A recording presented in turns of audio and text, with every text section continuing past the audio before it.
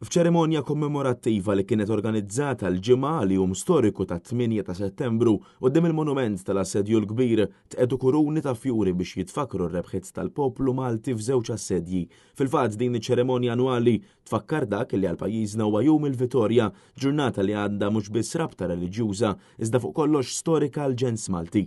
F'jum il-Vittorja jfakkar l-assedju l-kbir tal-1565 u tmiem it-tieni Gwerra Dinjija fl-1943 li maġrajiet dawru din id-data bħala waħda ta' valur storiku kbir iżda parti minn hekk jitfakkar ukoll l-imblokk tal-Franċiżi li ntemm fl-1800.